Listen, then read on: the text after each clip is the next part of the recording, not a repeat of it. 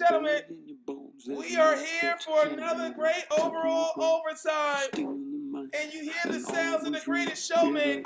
We are getting this ready right now with the one and only, the incredible Christina Unkel. And this is her favorite song right here as we get this going over overtime on Monday. It's fire, it's freedom, it's flying open. Hey. It's a picture in the pulpit and your blind devotion. Yes. There's something breaking at the brick. Give a round of applause.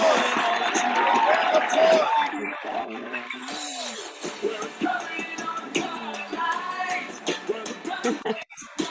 Great Christina Unkel, ladies and gentlemen. Give her a round of applause. She is here live and direct with us here for overall overtime here in the morning.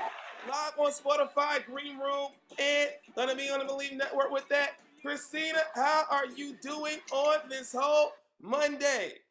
It's Monday morning. I am excited, full of energy. Just got my workout in, cup of coffee, greatest showman, here with Andrew Jones. Let's go. It's a good day. Oh my goodness, that is just that's worth a full ding right there, because she's coming with that positive energy that has made her a whole rising star, not only in the media world, but being one of our better referees and a prodigy referee, as you have documented this story with great colleagues like Grant Wall, a few other shows with it.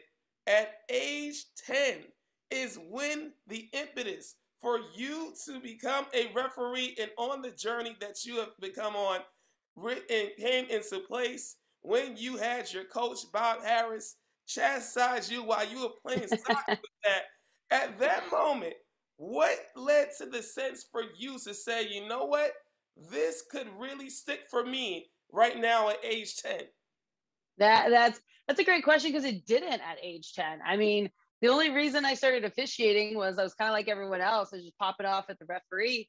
And if you don't know the laws of the game, and my coach knew them, he's like, you just sound incompetent. Like, stop yelling if you don't know what you're talking about, which is why I struggle sitting on the fan section half the time, because I'm like, sweet Lord, it's not that. But, you know, a great question, because none of this really stuck with me until I was about 15, 16 years old. I was doing it. It's great pocket money back in the day. You know, you'd earn about $100 on a weekend, which was astronomical for someone who couldn't even work technically. But where it really stuck was when I would start getting, you know, I love the game, love being at the fields. I would be there from literally, my practices would start at 5 and I would be there till 10, 11 o'clock at night. But where it really stuck was it allowed me to see another side of the game, and it allowed me to basically continue to challenge myself. And when I started at the age of 15, 16, getting the U18 boys finals, U18 girls finals, and people actually wanting me to referee their game, you know, I mean, that kind of said a lot, where I said, hey, if I work hard, regardless of my age, gender, my height, I wasn't the tallest, you know, people still wanted me to perform. And it kind of taught me that, you know, performance can eliminate a lot of those barriers. So that was probably one of those, you know, life pivotal moment changes that was very impressionable on me when I was in my teenage years, and kind of just carried through. Indeed, and it's carried through all the way. Well, let's just say right now, ladies and gentlemen, not only is she one of the more recognizable referees in America right now, she also is a high quality litigation lawyer. She also is now owning a whole gym, at least, right? Is that the very least? At least like on that level? Yeah, definitely on that level. So it's funny when people kind of figure out what the heck it is that I do. I kind of like to let people guess all the time, but yeah, no, me and my business partner Liz Lowe, we own Scorch Fitness, which is a brick and mortar high intensity interval boutique strength training gym, and our focus is obviously on the community and the deadlift effect, which is teaching someone to be physically strong, transcends into mental strength, transcends into them being better and healthier, not just for themselves, but for their family and for their job and for, you know, their basically their investment in themselves. But, you know, we've gone digital before it was good to go digital, before COVID. And, you know, we definitely mastered that. So it's been really cool. We do really high impact here in the Sarasota area, but we've been working with referees across the world, specifically female officials, and teaching them strength training. That, you know, the reality is you're not gonna bulk up unless you're focusing not on just your macros, but your micros. So it's kind of reversing the fitness industry's mentality. We hate the fitness industry. It teaches you to hate yourself, and that's why you should invest in yourself. And we're the opposite. You should love on yourself and to invest in yourself. So yeah, it's been really cool. Got a couple of things. I like options. Let me put it that way. I like options. Let me ask you, where did this love for the sport of soccer come for you at this whole young age with both of your wonderful parents, Guatemalan and Honduran, and you being born over in San Diego and then moving to Florida? You had mentioned previously before with your dad fixing helicopters in the Navy and now moving to Jacksonville, Florida. What for you was that first moment where you truly said, I love this sport of soccer? That's a good question because you're gonna laugh at the reason why I started playing.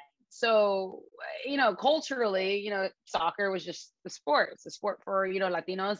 It's something that we just watched and we played pickup and my relatives came and we'd all play pickup 4v4 in the backyard and whatnot. But the reason I really started playing on a team was, when you're that young at like 6, 7 years old, and at the end of each game, you get gushers, right? Those little candies that were like sweet or whatnot. We know. And Child of the 90s. You know about our gushers. Good. Yeah. Gushers in the 90s, right? If you don't know, you don't know. And that's okay, Yep. So you missed a great era. But, my brother would get them at the end of his games and I'd ask him to share and he wouldn't share. So I said, you know what, forget it. I'm going to go get my own. So I signed up for soccer and that's how I got my own gushers. So clearly when people tell me no, that's actually more of a motivation for me. But, that's how I started playing. And then the love of the game, it was just something, I think it was just always that physical and mental challenge, being on a team, being able to work with others, all of the same mindset that, the reality is, who cares whether you're the goal scorer or the defender? At the end of the day, we all have to work together to get that W. And so for me, I really like that mental side of it, and just the healthy component of it and being able to laugh. I laughed a lot when I played, to like the annoyance of teammates and other teams. Cause you were having fun. When you were having fun, you were playing great. When I was stressed out, I sucked. So I was like, you know what, I'm just going to have fun. And it was always that place you can go and you can escape the rest of the world. And just, it's a very simple thing. It's a ball, it's a pitch, 90 minutes, the goal is to put the ball in the back of the net. It was just that ability to have fun, play. And, it led to college scholarships, it led to refereeing. So it really led to kind of who I am today.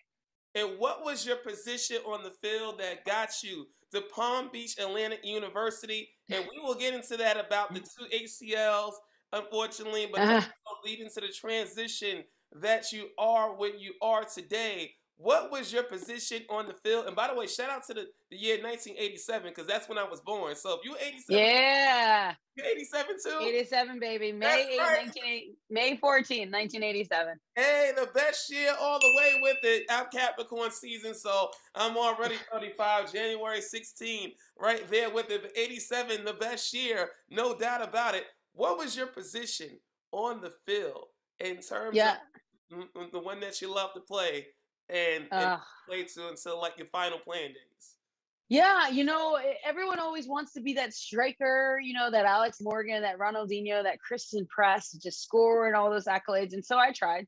I wasn't the fastest, so that was out. And the winger, like play on the wing, like you have to, at the higher level, you have to have that insane repeat high intensity cardio to go back and forth. And it really kind of felt like it was a little bit more, you not a one-trick pony, but you had your role. The part I loved playing that got me my college scholarship was center midfield. I loved being that classical number 10, right? I loved setting other people up for success. Okay. I love being able to see the field and understand and help someone in defense and then get into the attack and slot that ball right through so that an attacker can run onto it, hit the ball in the back of the net and celebrate with them and support them in all what they do. So center midfield is where my heart is. It just allowed you to be involved in every single part of the play and still be responsible, right? On offense and defense. You can't have an excuse. You lose the ball, you come back. And I preferred being the creative attacking center mid, but as I went into college, I became more of a defensive defensive center mid. And I didn't mind that role as well as either, because then it allowed me to set up what we had a true number 10 on the college team, very, very, silky with the ball, the whole thing. So I'm like, all right, she's our true attacking number 10. So I play the defensive side of it. And I just love being able to see the field and seeing the play 2-3 plays ahead before the ball's played, right? So that you got that first phase of play, and the refereeing also helped me. I was like, okay, the ball should go here, here, here, and then it should go here. So these people need to be moving in this thing. And from the being in the back, you can see that begin and that happen. And it was just a really cool feeling to see it play out like that. Mm-hmm. So yeah, in college, I played the center defensive mid until my senior year, where our unfortunately sweeper tore her ACL, and I had to go play sweeper. And if anyone knows me, like, we were not playing the high, defensive trap line, like, sweet Lord. No. I did not have the speed to keep up with those attackers. So I just had to be smarter than them. I had to be able to anticipate the play and cut them off. And, that was fun in and of itself, because you just had to be one step ahead of, the person who's distributing the ball and be able to anticipate things before they occurred, which helps with the refereeing. You have to anticipate things before they happen to be in the right place. So, I still love that. And I still love playing pickup. It's funny you say that, because after my last senior year, because I had torn my 2 ACLs, U.S. Soccer referee program asked me, please stop playing. We need you. Really? Because if I tear my ACL, I'm out for a year, and then there's no, it was that when they found me at 19, 20, the thought was to get me a FIFA, and, you can't become a FIFA until you're 25 years old as a center referee. So, injuries, delayed the development process. So I actually stopped playing right my last year and just focused purely on refereeing. It wasn't until fall of 2019 when I knew that the badge was going to be taken from me. I said, you know what, screw this. I started this game because I love playing it. So I went back and I played some pickup co-ed adult soccer, and I loved every moment of it. I just don't have time to play. Well, first off, this shows that for people listening to this interview or watching this interview later on, you can see you do not have to get or pull answers out of Christina Unkel, because she provides all of this great energy, all of this realness in regards to just her love of the game and just her love and energy of life. For that, you went and sort of got into that Sergio Busquets, Desiree Scott type of like destroyer role with that. But Desiree Scott destroyed people. I love watching her play. I was like, oh, that's a great challenge, but still foul. But she would rock people, and it was the funnest thing to watch. And we will get into that all the way in regards to those great players that you've had a chance to at least officiate and be, of course, right down neutral, down the center with that. For you, as you see the likes of Carlos Valderrama growing up in our era, as well as CC, the great Brazilian playmaker. Before there was a Marta, it was CC doing her job as a number 10 with that. Obviously, Juan Romel Riquelme, seeing him rise when we were teenagers with that in terms of it. Who for you, being that creative number 10, was your favorite player to watch growing up in terms of this sport of football all the way? Yeah, and I mean, God bless Marta, hopefully speedy recovery. She is our age, so it was kind of funny growing up, looking at her and saying, like, that's someone you wanted to impersonate because she was your age. She wasn't older than you. She was literally our age, but she was doing it at the international stage at such a young age that she was impressionable at that time period. And like you said, that's that player that has always, taken my breath away, and how they play and how they move. And so it is funny how a number of times I refereed her in the Brazilian team and NWSL, or I always have to be like, okay, it's just a player. And I'm like, it's not just a player. I'm like, it's just a player, right? This is the player I would watch on ESPN for, the Women's World Cup back in the days. And so that player and she plays with such passion, even right now, right? And I love the I would say advocacy piece that she's really taken. She's understood her platform and said, I'm paving a way, and I'm not going to just pave a way. I'm going to like bulldoze down a way for all women in sport, and specifically Brazilian women, and how the game is so big over there for them yet, right? They have so many obstacles and barriers and issues of access, and she's using her platform for that. So she inspired me when I was younger, watching her play and seeing her love for the game and how she just had so much fun. And she is fiery and she is fierce. And sometimes you're like, oh, okay, all right. As a referee side of it, you're like, all right, chill out, man, chill out. You're making my job hard. But she was always someone who truly, truly fascinated me. Shannon Box was another player that was incredible to watch. I got the ability and the honor when I started on the international side. Before I was at FIFA, I was refereeing international soccer before I was FIFA, and refereeing her a couple of times. And she was intimidating. She really, really is intimidating. She just has this aura and this energy. And when she stepped on the field, it was like, let's get it done, right? And so you're in my box, Miss Boss. Yeah. she gets stuck in tackles, and as a center referee, like you were in her or you were in the same space or zones as her, and so you're like you could just feel her energy. So you'd see her on TV, but when you're on that pitch with those athletes, you could just feel their energy, and they're bigger than life. So Shannon Box was another one who just completely impressed me, and obviously Michelle Akers, because right, no blood, no foul, like. That girl got in. She just got stuck in plays. And I mean, mind you, you're kind of just like, the full 90 headgear, I think, was made for her.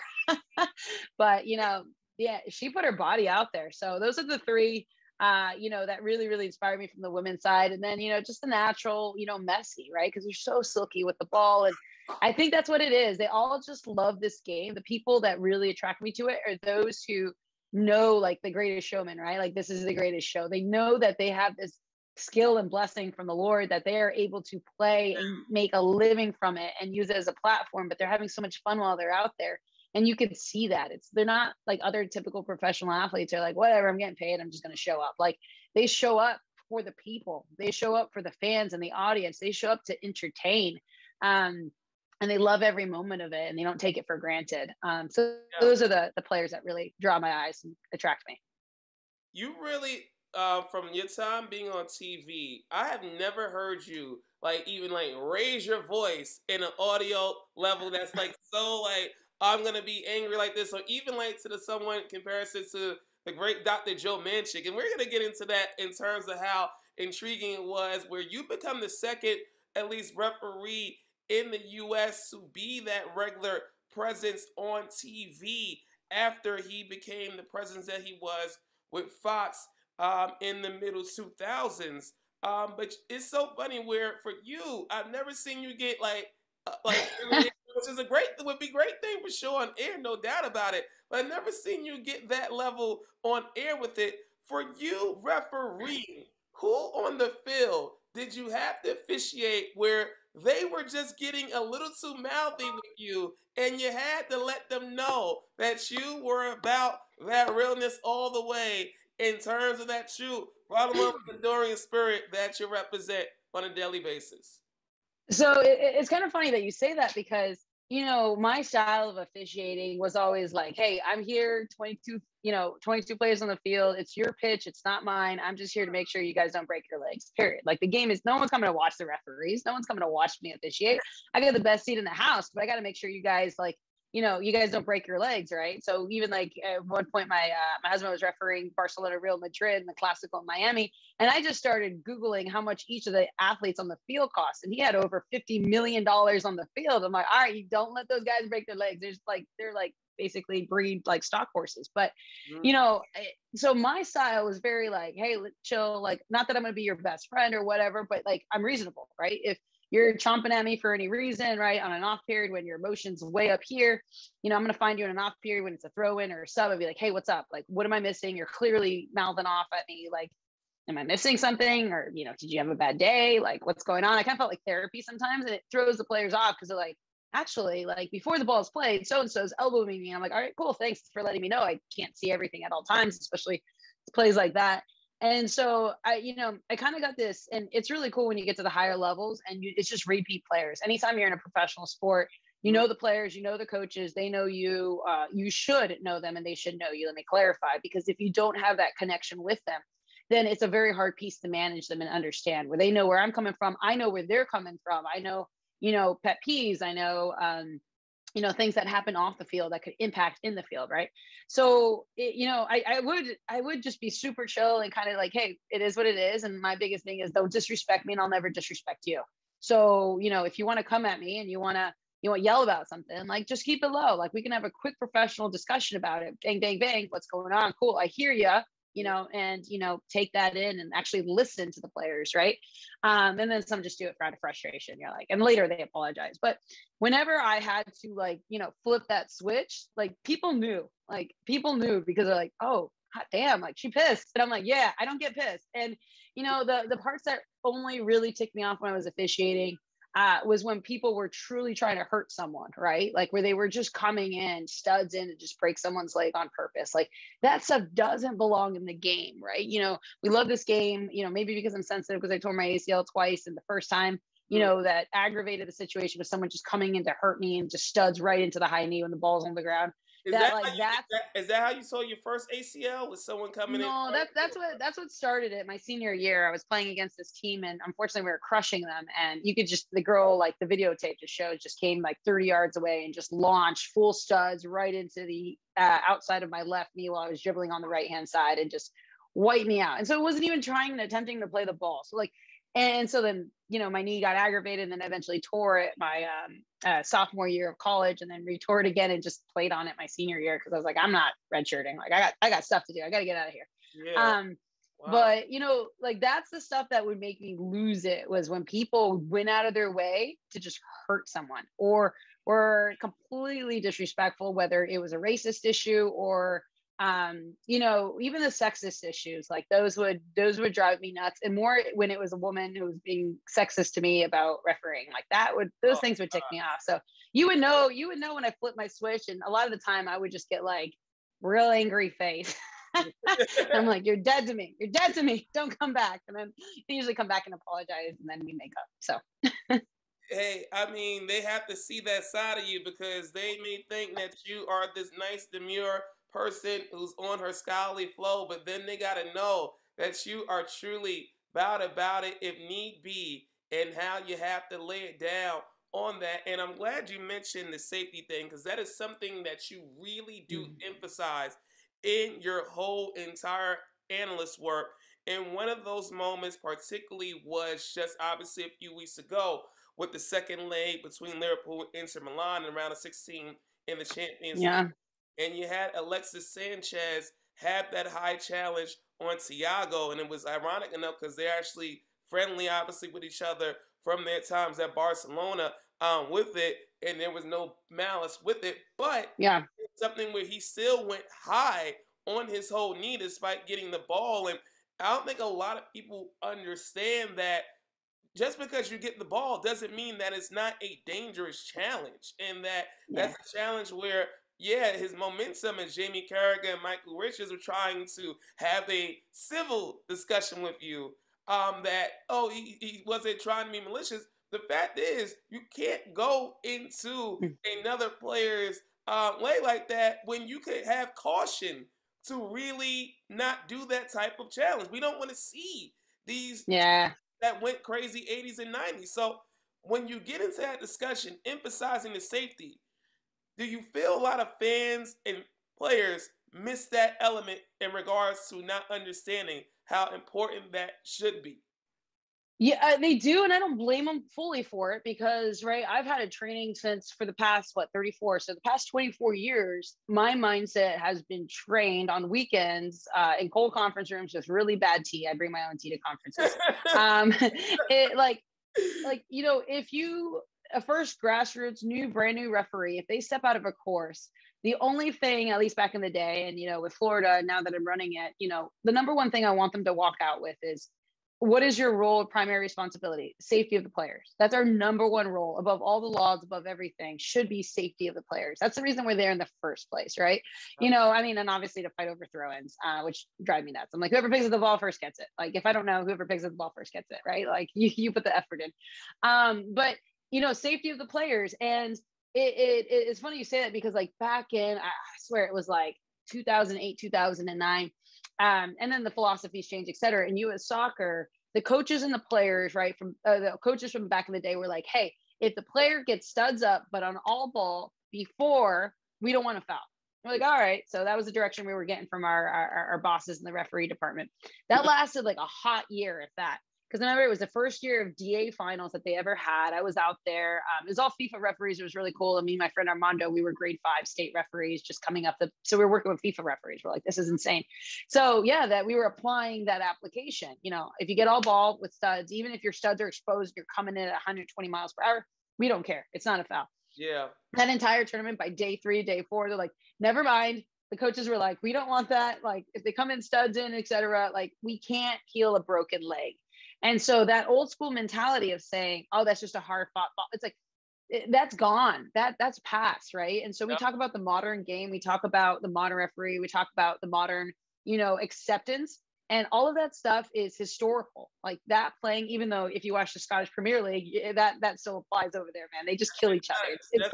It's the funnest thing. Or yeah, or if you referee Caribbean ball, like they kill each other as well too. It's the best. My favorite games were Jamaica versus Haiti in the men's amateur league in the middle of Miami, and they would just fly and studs in, and I blow a whistle and they yell at me and they say that's a women's call, and I'm like, you just took his knee out, and they're like, he's still running, and I'm like, okay, I know the bar is on this. But that being said, like we've progressed from that, and the ones that I've realized who are really struggling with this concept, like Sanchez, he got the ball, and whenever someone uses the word intent, like, oh, he didn't intent isn't in our considerations. It doesn't matter what they intended. Like the only time it matters is if it's malicious, aka ball's not there and the person just coming in and studying them and the ball's 20 feet away. That's the only time intent comes into play.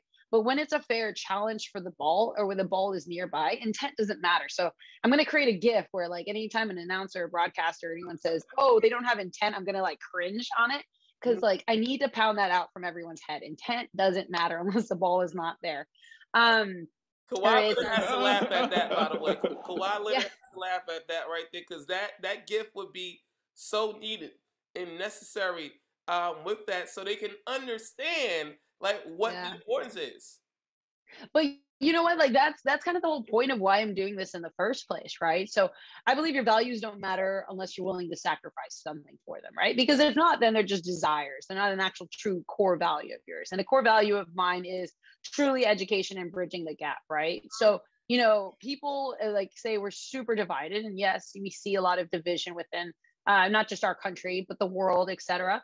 But that's because people aren't listening and taking the time to educate themselves, right? And so and especially here in the United States, soccer is still very young and early in its infancy, right? So if I go in other parts of the world, many of the people know the game, they know the laws, and the broadcast and analyst, can break them down pretty effortlessly because it's what they grew up with. It's the number one sport in their country.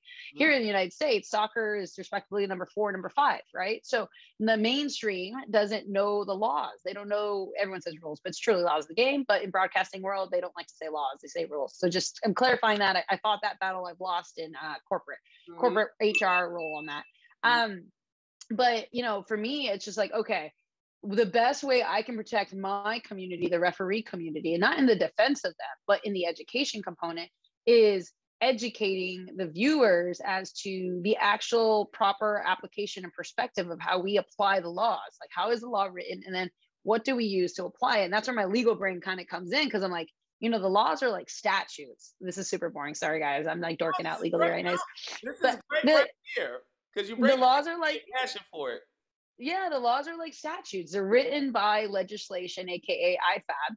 And then the application is considerations, game clips, like saying, hey, in this, especially fouls, everyone's always into that. Like if you think of it like a barometer, right? From green is good to red is like, or black is like death, you're out of the game, right? Where does this play based on the context, based on the point of contact, the place of contact, speed, force, intensity, all of those things? Where does that fit within that spectrum? Is it on the green side, or is it on the black side or the red side, right? It could fit sometimes, and that's why we call it orange. It could fit between yellow and red, right? Where you're like, and then one little thing might push it one way or the other. Like it's basically a tipping point. So when you start thinking of it like that, that's really where everyone gets into the fight. And that's what I call case law, right? How we apply it and how we're trained and should be trained universally across the world, so we can have consistency, right? The word everyone loves to yell. It's like, anytime I ask a question, I'm like, what do you want? They're like, consistency. I'm like, I just now say it. I'm like, you're going to want consistency. Let's move on. Like, next thing, what's your second thing? But, and that's where it's funny, because I talk to people all the time and I go, my ultimate goal in this position as an analyst, laws of the game analyst, is to make my position irrelevant, in the sense that I have educated and trained enough broadcasts and journalists to be able to know the laws of the game that they don't need me anymore, that I'm irrelevant. And everyone's like, well, that's not great for job security. And I'm like, you know what? I can't cover every game. So I want all the games to be covered appropriately. I can't cover all the games. I don't have enough time. And then I'd probably get soccered out anyways. So, I've never watched more soccer in my life than I have since I took on this role. I was like, sweet Lord, I didn't even watch this much soccer when I was like an active FIFA.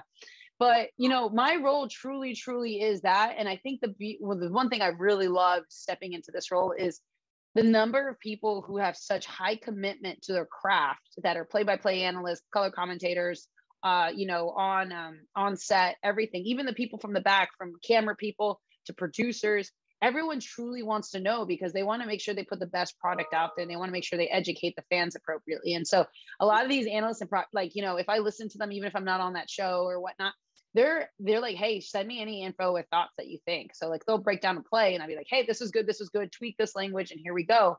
And I love the fact that they're asking for that information because I've probably ran into one, maybe two people in this entire world who's just like, I don't want to listen to you. I don't care. I think you're wrong.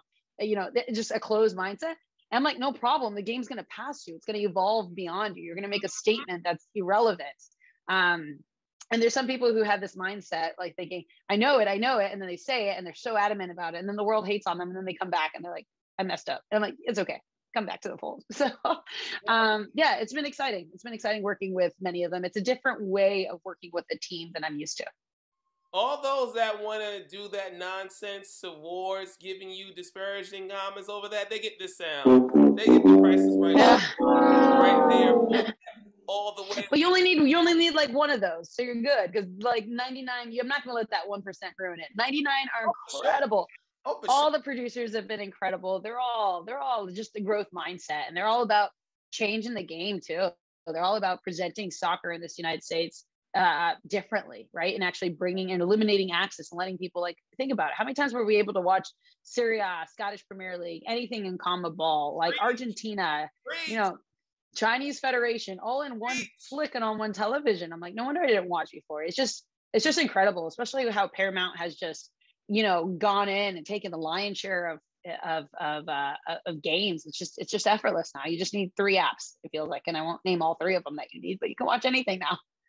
I see that plug for Paramount. You get another ding sound for that smooth plug all the way with that. We are with Christina Unkel here, this whole Renaissance woman and tremendous referee with this. Before we get into that full Renaissance woman schedule of yours, your protection of referees was evident in a whole special Twitter exchange that you had with none other than ESPN illuminary and a colleague in my whole field, Aunt Mina Kimes, back on my birthday, ironically enough, January 16th, when this went down in its whole major way. And of course, it was that whole tweet where you had a response to her when she said, they say on social media is dividing us, but I see an entire timeline coming together for a common cause, hating on refs. This is what healing looks like. And Christina went and delivered that response to her, saying, quote, if healing for others is abuse for others, explain why we are at a referee shortage in all the sports and why parents/fans think it's acceptable to yell at the youth/adults who are officiating their kids' games. Got to switch the mindset of our sports culture. All I can say after that, when you gave that comment there to Mina Kimes, she went and just had the Funkmaster Flex sound right there. The Funkmaster Flex sound in a major way. And for those that don't know, Funkmaster Flex, a very famous DJ who has those explosion sounds whenever it's a great comment or great line being said or a great song with that. That was your response there towards her. Has she ever responded back to you over that comment? Have you at least had any conversations with her with that?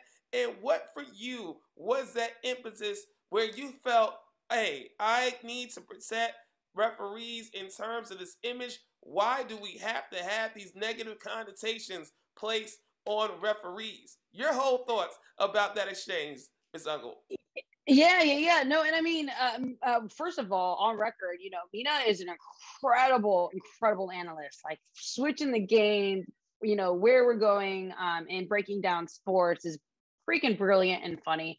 And so for when I saw that, I got what she was trying to do in the sense it's just a joke. It's a quip, right? Like comedians, etc. Whatever. Mm-hmm. But, the thing that really hits me, and probably because I'm super sensitive to it, especially right now, is I'm working on different campaigns to eliminate referee abuse. And that's the verbal abuse at the grassroots level. I was just at an event, which was really from U13 to U17. So the 3rd level of soccer in the state of Florida. And the number of, players and coaches that had to be parents and coaches that had to be dealt with that were yelling at minors who were refereeing their game just blew my mind. And the number of, we just had an official 2 weeks ago say, hey, I'm hanging it up. I've refereed for 15 years. Very good, consistent referee, great for the game on the lower levels where we would need them because of the number of games. And he goes, that person was just a straw that broke the camel's back. Like, why am I coming and working and spending my time? And I mean, we make some money, but we don't make, groundbreaking money to be in a toxic environment and abused by these people. Like, nobody goes into anyone else's workplace, or they shouldn't. I mean, there's laws to protect it, and throw things at people that, verbally abuse them and yell at them and scream at them, that tell them they're idiots and that they're dumb and they don't know what they're doing, that call them cheats by saying, oh, you're throwing this game for the other team. How much are they paying you? That's an integrity issue. That's calling that person to cheat. Like, when you said what flips your switch, the one thing that would flip my switch is someone would challenge my integrity. You can tell me I'm a bad referee, but you tell me that I'm a cheat, that's out, because then you're attacking my core value. But so she's an incredible person. I knew what she was trying to get at. The number of laughs and likes on it just blew my mind, because everyone's like, we have a position, whether one is willing to accept it or not. And this is why I love the Spider-Man quote, right? With great power comes great responsibility. Mm-hmm. And when we step, and it still blows my mind that the sports world has such an influence over politics, it has such an influence over, et cetera. It is the power of sport, its ability to have a platform to change culture, to change mindset. And our sports mindset, as you probably saw yesterday, I just got triggered in the Celtics Rangers game yesterday by broken bottles of glass being thrown at the goalkeeper, for crying out loud. Is and not that it's fair for anyone, but I'm like, if we can't protect our $1 million coaches and our $1 million athletes, sure as heck they're not protecting the referees, right? Like, so, and it's a whole thing. It's our whole referee, it's our whole football ecosystem that, and it's not just soccer, it's every sport, where those of us that are in powers of influence making jokes at the expense of saying, like, let's do referee abuse. Why not? Let's continue. Like, that only compounds and aggravates the situation of why we have a referee crisis in all sports, why we don't have, it's well documented. And now it's kind of like global warming, right? We're already beyond the point of it being a crisis. It's just a reality of, can we ever recover, and can we ever come back to service the youth games and the adult games on the weekly basis? Is like, these organizations are canceling because the third team, which is the referee team, if you don't have a full team, you can't have a game. And so now the beautiful game that I love, that I grew up, that taught me so many lessons as a child, kids aren't able to play on the weekends because there's just not enough referees. But it starts from the top down and it trickles. And so everyone's like, oh, that was just a professional sport. I go, no, that sets the mindset of people watching, right? So if you're watching it, it's subconscious training for you, and that you think it's okay to do that on the weekend. So we really need people who champion our cause. Everyone's like, oh, it's not sexy to defend the referees.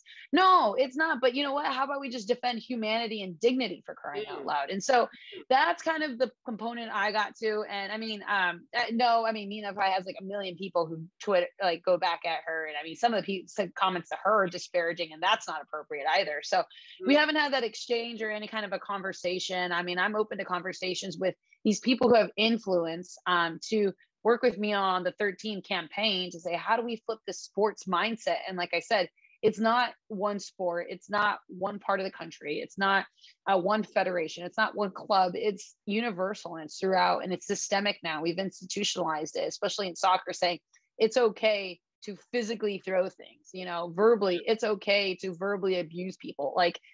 I'm not saying that we're going to turn it overnight, but we need to start somewhere by not acting. We're, basically accepting that this is okay behavior. And it's just not. We're going to lose people to this sport, and the sport's too good of a game to lose people to. Yep. And you were alluding to what happened to Celtic goalkeeper Joe Hart, who has had quite a fascinating journey. And yes, Joe Hart is the Celtic goalkeeper. For those that were wondering where Joe Hart was at this whole stage of his career. But on just a whole more uptick of a note right there, you got to get the round of applause, because you mentioned in regards to having enough youth referees, but you being a youth referee since the age of 10 and being the whole prodigy that you were, to be able at age 21 to be a referee for the WPS when that was around with that.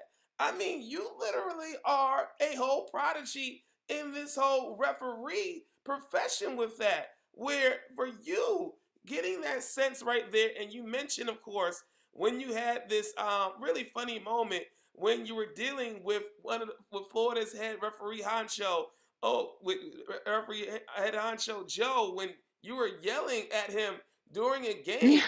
and how that led to him knowing about you being a referee. Did you know of him like before that whole moment, and how that worked to be to lay the groundwork of you going in that whole fast track from that whole stage of just playing right there to being a whole prodigy referee? No, so it's funny because like every time like my refereeing career either started or took off was me yelling at the referees. So am I sounding like a hypocrite, like bashing this whole yell at the referees? And I was the one, yes, but you can evolve, you can, get a better mindset and you can move forward. So you can, everyone who does that, you can still grow, right? So that's why I still Bleav that we can change people. Because I myself am getting changed, right? I will never yell at my daughter's game at the referee. And it was just kind of funny because I was playing collegiate ball, and when I was yelling at him, I remember this distinctively. I was yelling, and he was an older gentleman, right? We were a D2 women's Christian liberal arts school, played as like not fully in the Sunshine Conference, like whatever, affiliated here in Florida. So, and Shout out to we were Palm Beach good. We were Atlantic. okay. Shout out to Yeah, Palm Beach Atlantic. Palm Beach Atlantic, West Palm Beach, great place, great school. And the only reason I was yelling at him was because another thing that like just unfair stuff, right? So I know we were just a women's game, right? And some referees come into women's games and just go through the mechanics, right? And this gentleman, I mean, mind you, I think he was like in his 50s or his 60s. So like the fact that he was even on the game and running, like kudos to him now when I look back at it. But the man was in the center circle and the play was a penalty kick scenario. And I'm looking back like, there is no way in heck you're able to see that. You're like 60, 70 yards away. Like, so those are the things that would kind of, and that's where I would use laws of the game. I'm like, you can't see that. You don't have the angle. You're 70 yards away. You need to put more effort into this game. You need to actually like give a, care. And that's kind of funny enough while I was starting to yell at him. And then I remember he blew the whistle from the center and like pointed at me and made me walk to him. He's a very commanding, has a very strong presence about him. He's the FIFA AR for the United States. And it's just funny. I remember that. And then like, I get to him like all like hot and angry. And he's just like, hey, do you referee? And, like in like this really simple manner. And I'm like, yeah, why does it matter? Like, I was just like so upset because he was in the center circle. And that's really funny. That's how he knew that you were actually a referee.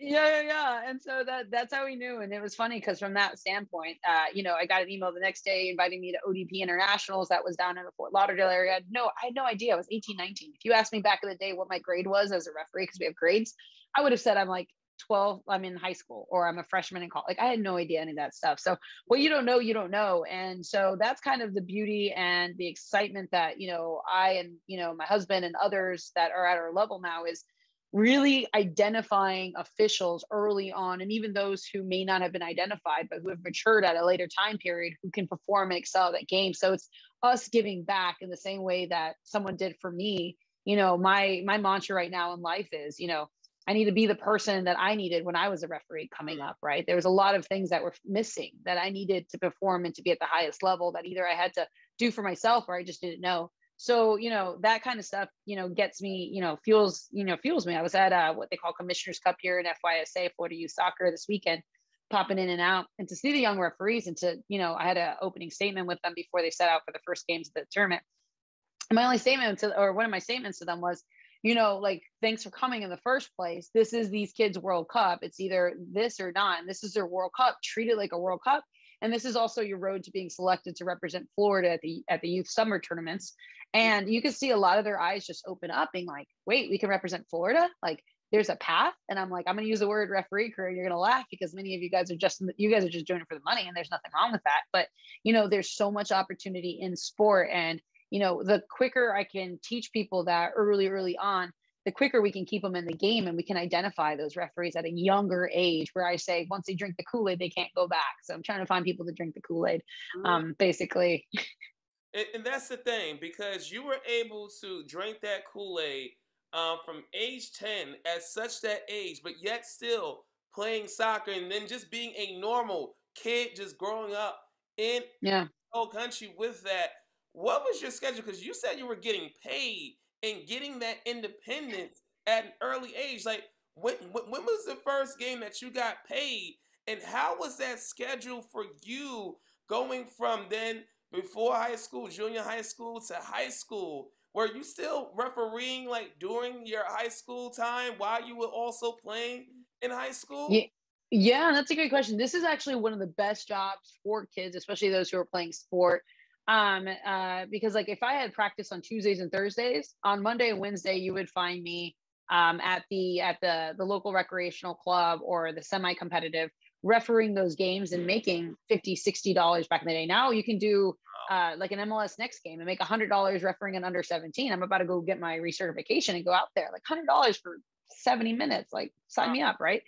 But like back in the day, that I would just basically, if I had time, I would plug in refereeing whenever I wasn't playing, whether that was a tournament or a weekend, et cetera. And then I carried it on in college because, like you said, in high school, I'd be playing high school soccer, it'd be in the fall. We only played during the weekdays. I had my weekends. Competitive would take a break. We'd play high school soccer, and then I'd referee on the weekends and I'd do tournaments. And then in college, I've never had a real job. Like I've always struggled with a real job, even my legal jobs. Like I was not a normal brand new lawyer who sat at her chair from 7 a.m. to 7 p.m. Like that world didn't work. I tried it. It was people were like, yeah, this ain't working. I'm like, no, no, no, no. Like you can find me. I'm going to be on the other side of the world. I'll be working in China while you're sleeping. And then you'll get my work product the next day. But like, it just allowed me to be able to continue playing sport and make money without saying, hey, I need to be at a shift between 3 to 7, doing whatever it is, like a quick fast food or working at the mall or something like that. Like, instead, I was running around, I was meeting people, I was working with adults, like right out of the gate, right? When you're young, you're working with adults.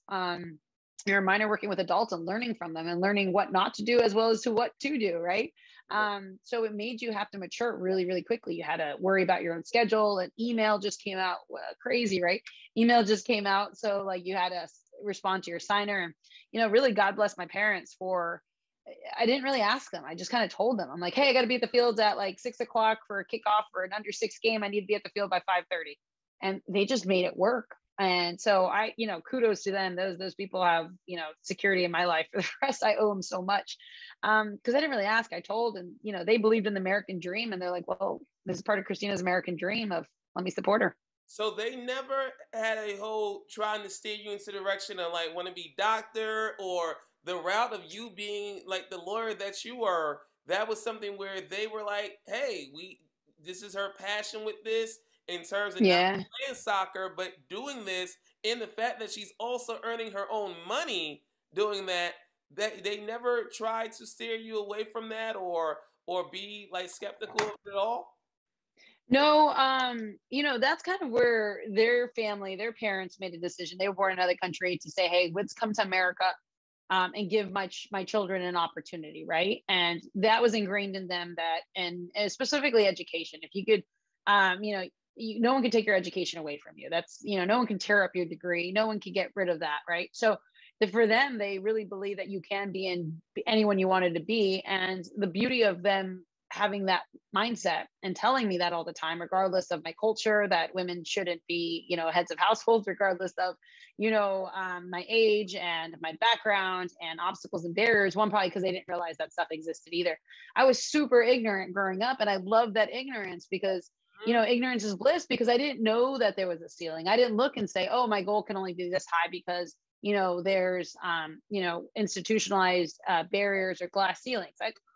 There was no glass ceilings in my world. Whatever I wanted to achieve, I could do. And they taught me that, and they supported everything I did like that. And so I'm, incredibly thankful for that. And, the reason I decided to become an attorney back in the day is just my mom worked like 3 or 4 jobs to put me through school, et cetera, to give me those better opportunities in life. And, one of the persons she worked for, she was a secretary for a lawyer for Lee Memorial down here, who's the attorney for the entire hospital. And the way this lady carried herself, very respectful to others, servant leadership mindsets, brilliant. She was, funny enough, they said she was actually very calm demeanor. And when she talked, everyone stopped and listened. regardless, right?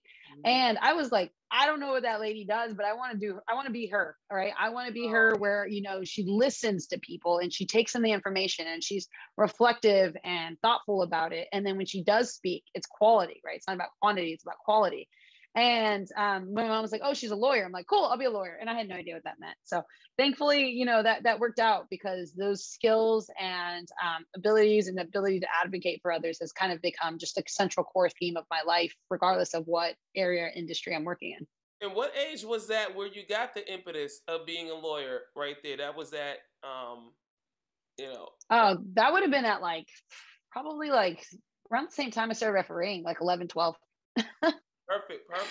I want to ask just a few more things because we have to wrap this up there, and we can definitely have it a whole nother time with that. First, your background right now. You got the Leeds flat right there in terms of all love with that as well. Is that an RBG little bobblehead on the right side? Yeah, it is. Like those two loves right there. In terms of both the Leeds love, did that come before Marcelo Bielsa? Was it because Marcelo Bielsa? And then the RBG love right there. Yeah. So, first and foremost, I did not become a Leeds fan because Jesse Marsh is there. Okay. So I've known Jesse back in the MLS days, funny enough. And everyone's like, oh, every American is now a Leeds fan. So that's kind of the funny part. But it was because of Marcelo. It's because of the community. It's because of this really big support of giving back to their own community and culture. And so I became a Leeds fan because a good friend of mine here that, hang out with him and his dad are a huge Leeds supporter, and I've never been a supporter of a team. I'm not allowed to be. I'm a referee, right? The chances of me refereeing a team, although the chance of me refereeing a Premier League team is very, very low. So probably 1%. So they're huge fans. And I was like, you know what? I want to become a fan of someone. So I learned about their culture and the community. And then my friend put a scarf in behind me, and then Marcelo here to my right, to your left. And it took off. The president of Leeds, Andre, saw it in some type of a social media thing I did with Kate, and it just kind of took off from there. And it's been great to see them watch. It's been great to see their rise. It's been great to see their struggle. Others wouldn't say that. I maybe look at it more from. I'm also a worse person to watch Leeds game with, because the poor gentleman sitting next to me in the director's box in the Spurs game, I was over there. He was like, "Hey, do you think that's a foul?" I go, and it was for Leeds. And I'm like, no, it wasn't a foul because this. And he's like, oh, come on. I'm like, I can't look at a game, even for someone I'm supporting, in a very one-sided way. I have to look at everything. So, the Leeds fans came of that bout. It's been fun. They're a fun team. I call it cocaine football when they played under Marcelo, which is like attack, pressure. So you were never really bored necessarily. It was a different style, a little bit more different than Barcelona, which is a team that I enjoyed. And now under Xavi again, and we're playing like we used to. Hey. So yeah, that's where all that, energy and passions come from. But, the organization's been great. Ellen Road was incredible. That was my first time in England in February, and to see the game against Man U and Spurs was incredible. And going to RBG, I mean, that's an OG right there, right? So, one of her sayings that I really love, and it kind of goes back to people who impress me, is lead in a way that causes others to follow, right? So maybe you say, hey, you're not loud and you're not screaming, you're not yelling at people. Well, I mean, I've never seen that really be that productive. And you're right, in the TV world, it might be sensational, it might be fun, but at the same time, I want to lead in a way that others, it was servant leadership style, right? That, I ask only because I would do as well, or I am doing it next to you, or I'm learning from you.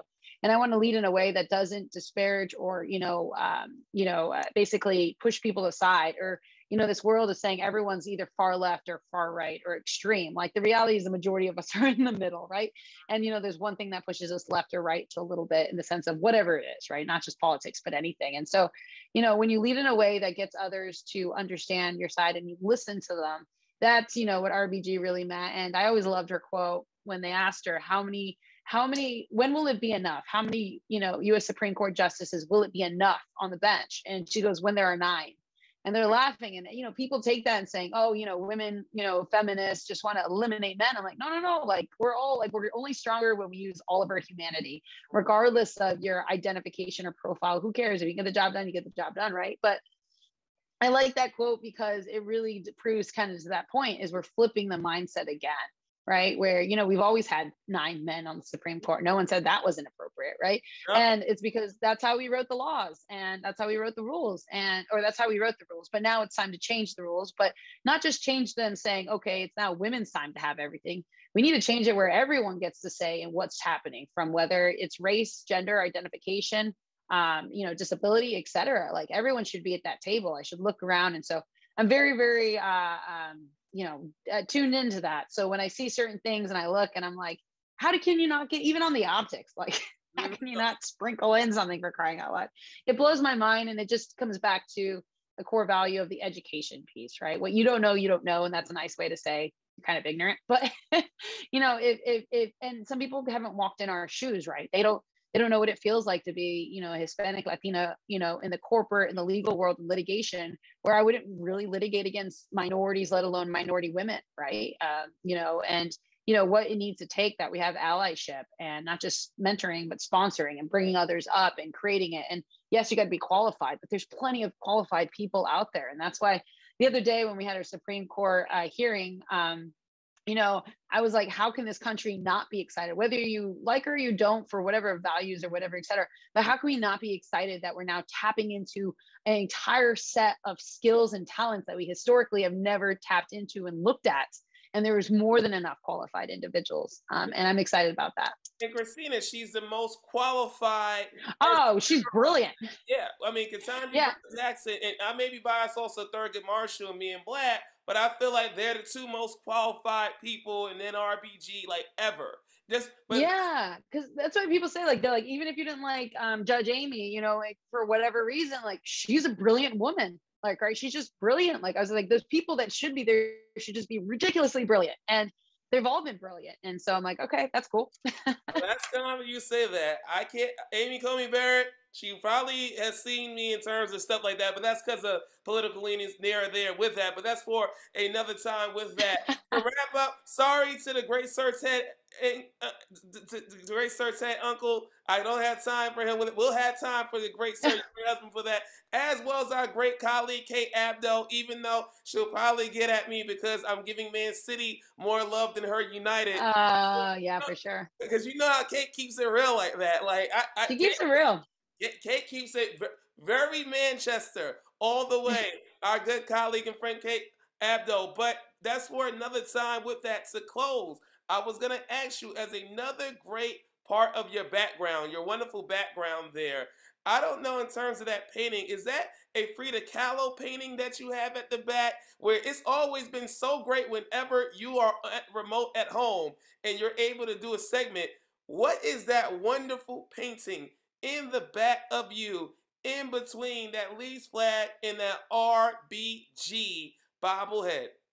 Yeah, no, I love that you asked that, because, just knowing that I call it a talking head on TV. I said, how can I use the space behind me to support artists, as well as to support missions and kind of what they're doing? And so, the individual, and I don't want to completely ruin her name, but it was painted by a friend of mine, Liz Silvers, who's an incredible artist. And this painting in and of itself, and I want to get her name correct, is Yalitza Aparicio Martinez. Which, if you don't know her, you may not know her, but she's an incredible woman. She represents in UNESCO for a Goodwill Ambassador, specifically for Mexican Indigenous people. She's the first ever Mexican Indigenous person to win an Oscar for Best Actress. She really advocates for Indigenous, we always talk about, the Indigenous side of the world really has no representation and advocacy. And now you have Indigenous and Mexican put together.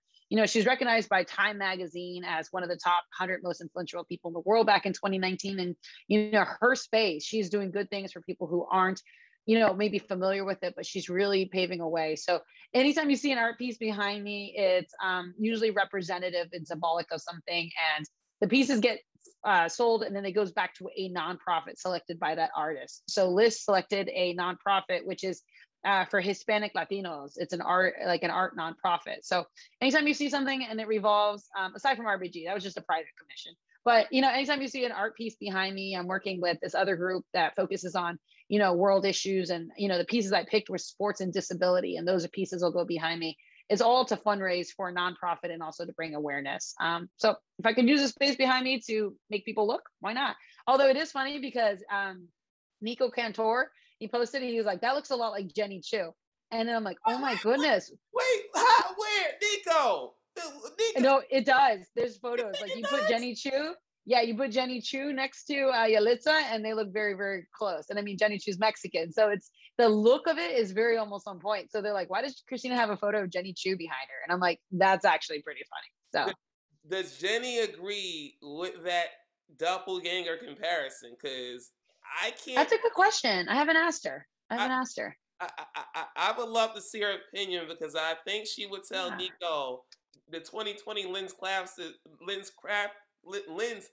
is needed right there. I can't see it with Yulitza. I didn't even know that was actually Yulitza Aparicio, as you said right there. It is Yeah. really strikingly her with that. But Jenny, Yeah. I would love to see her opinion on that. So Jenny, if you're watching this later, we want to see your opinion on if you think that great painting of Yulitza Aparicio is a similar resemblance of you with that. I kind of disagree on it, but Christina and Nico may overrule you on that as a majority. Yeah, I think they're both incredibly gorgeous women, inside as well as outside. So I was like, it's not a bad compliment, Jenny. But it's up to her. So.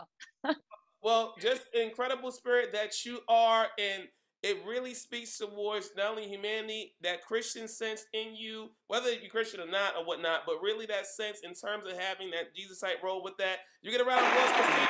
We got to wrap it up with you. But thank you so much for having this wonderful time. The great Christina Unkel right here with me on Overall Overtime here. We thank you so much, Christina, and may you have a great rest of your busy day, considering the Renaissance woman that you are. And also, if you want to plug in anything that's in regards to any sponsor stuff or any app stuff that you want to plug in at the end here. I kind of always say is invest in yourself physically and it'll transcend into mental strength. And so whatever you choose and you decide that'd be really, really, really, you can't help anyone in your life unless you're able to support yourself both physically and mentally. So that kind of a thing, we really Bleav in that there with the Scorch Fitness app, as well as it. So just even follow along just to listen to my business partner, Liz Lowe, impart, I call them truth bombs, wisdom about, not you hating yourself, but you loving yourself enough to invest in your. So check out Scorch Fitness. Check out the Deadlift Effect programs. If you're a referee, that goes for referee programs. See the different spaces of the people I'm working with, right? Floor soccer referees. There's a lot of really, really, really cool things coming down. And I'm excited to be able to invest a little bit more time into those and get those things to blow up. Make sure you look into that, people, as well as Christina Unkel on both her Twitter, Instagram accounts, and whenever she is back for the Champions League and anything else with CBS Sports, The Athletic, with all over the many quality places that she is at, whether Guardian, doesn't matter, just find and look for her on the social media with that. All right, we got to get out of here. Overall Overtime. Thank you for listening, and see you all next time. Goodbye.